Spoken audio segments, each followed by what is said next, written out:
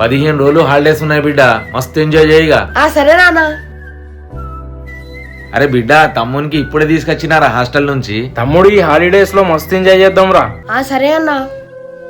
బిడ్డ నువ్వు ఏం తింటావు చెప్పురా, నేను పోయి తీసుకొస్తా. Bingo, Kurkure, Takatak, Little Hearts. సరే బిడ్డ, నేను ఇప్పుడే పోయి తీసుకొస్తా. థ్యాంక్స్ నాన్న.